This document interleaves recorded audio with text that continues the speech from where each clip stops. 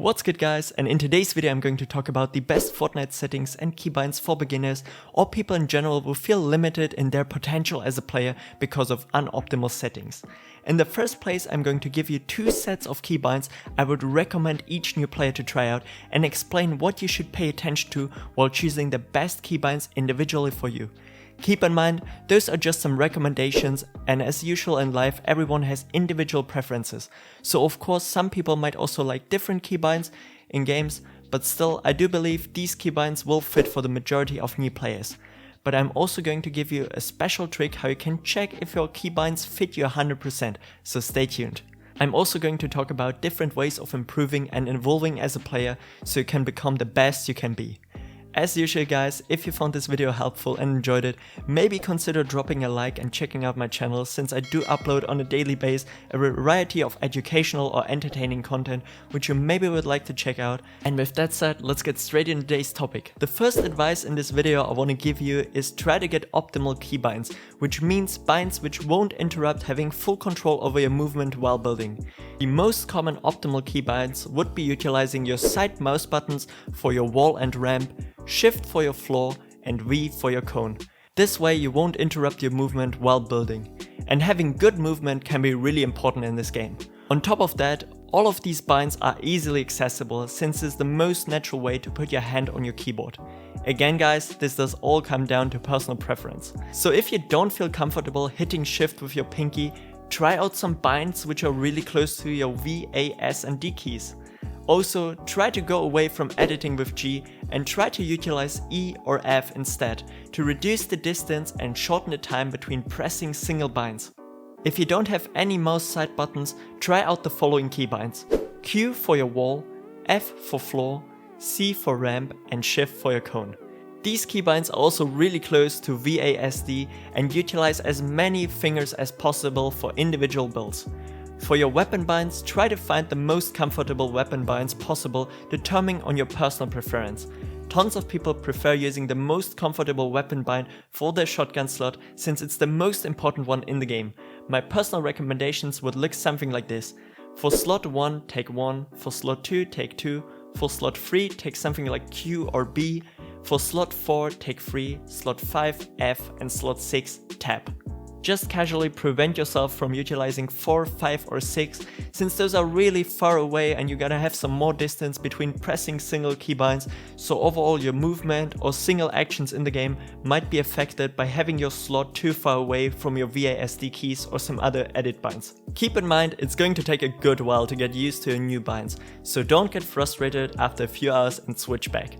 Getting used to new keybinds takes roughly around 1 to 2 weeks, so give it some time, especially if you only play a few hours a day. Play tons of zone wars, free build or pubs to get used to your new binds. Definitely don't go into arena, since you're just going to tilt and maybe decide to simply switch back, which you don't want of course. For the next part, I want to talk about the perfect practice routine to evolve your mechanics and become a better player. You should definitely spend 30 minutes a day in creative, simply free building.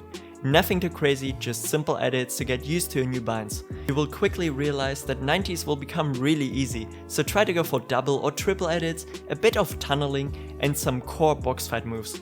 After that one, maybe go into the creative hub and queue for clicks 2v2s or some zone wars and preg for another 30 minutes. Now you should be perfectly warmed up and you can either continue to play creative or play some pubs, because playing the actual game is totally different from creative and most of the time puts you into more stressful situations, since you just simply can't respawn, you will have more input delay and overall you need to focus way more, since there's much more stuff happening on screen.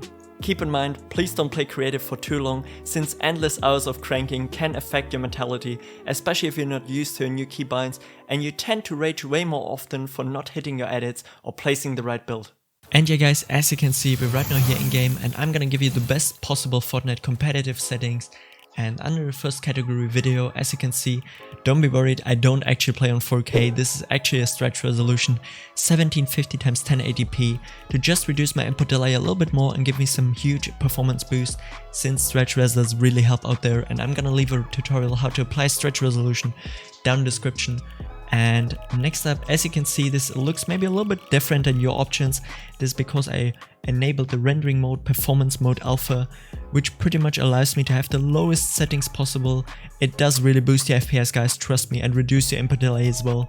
Other than that, I've got textures on low as well. Everything pretty much the lowest possible.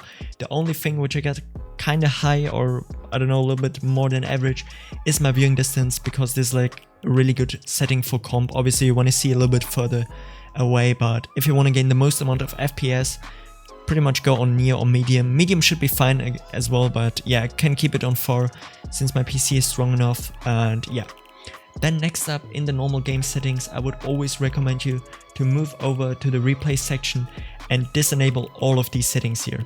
As you can see, replays, record replays off, record large team replays off, obviously, record creative mode replays, as long as you're not making any creative montages where you need like crazy angles, I don't know, you're trying to copy Flea there, then keep this all definitely off, because this is just gonna put a huge workload onto your game and cost you some FPS and add some additional input delay.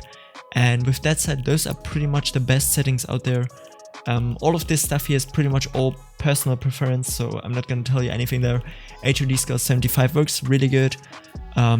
I've been already through all the in-game settings, so yeah, this is pretty much it, guys. Also got a color mode here, because this color scheme of this season is a little bit off. I love to use Try to Nope here on level 5, and yeah, it helps me out a little bit more with the visuals. And other than that, we pretty much covered everything here, and yeah.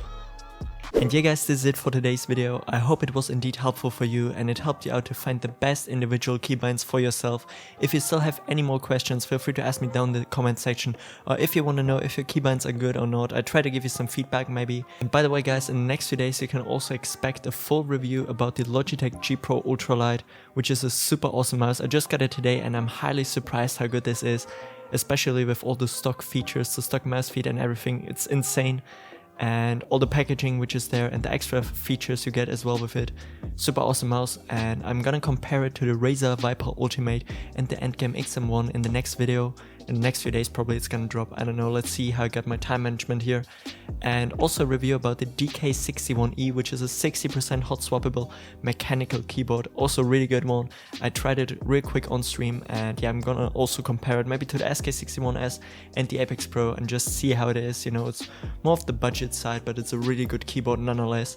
And with that said, have a great day, have a great night whenever you're watching this, and until next time, stay awesome. I'm out. Peace. I ain't sorry. She said, do you miss me, baby? All I said was Harley. You should bring your sister, she could ride me like a Harley. I might tag team with Mama Young Jeff Hardy. Yeah, I might pull up to your party. Keep a glizzy on me just in case he try to